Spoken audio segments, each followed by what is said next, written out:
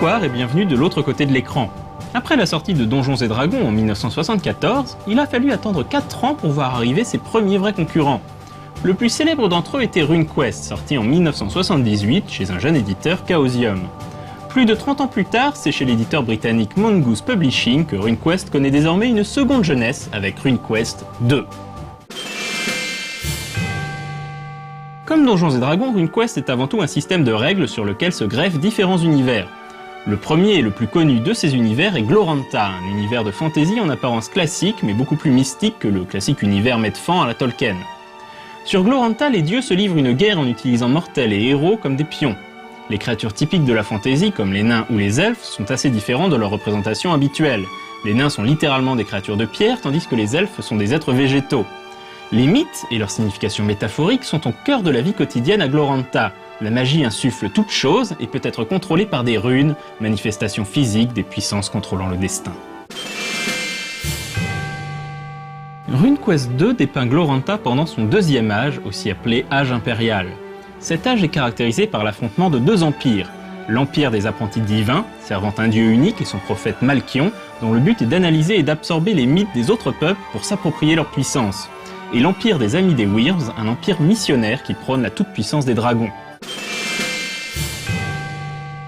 Un autre univers de jeu mis en avant par Mongoose Publishing est Deus Vult, un univers diamétralement opposé puisqu'il dépeint une terre alternative à la fin du XIIe siècle.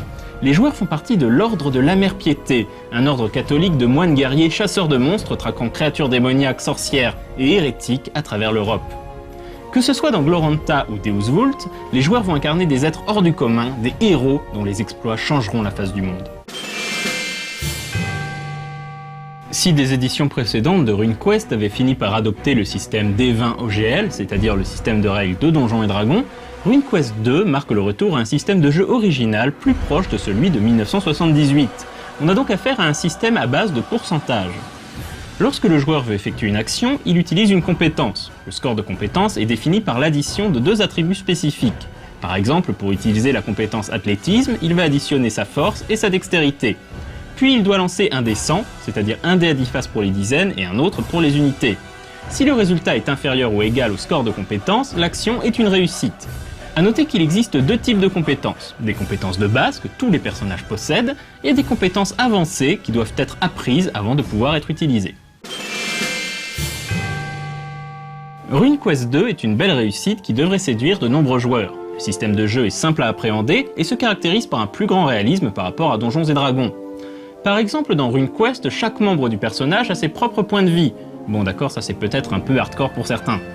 Les personnages ont également plus de profondeur, le système de création mettant l'emphase sur la culture dont est originaire le personnage et les événements survenus dans sa jeunesse. Quant aux univers proposés, qu'il s'agisse de Glorantha ou de Deus Vult, ils sont très intéressants et surtout très différents, ce qui démontre bien la flexibilité et la richesse des règles de RuneQuest 2.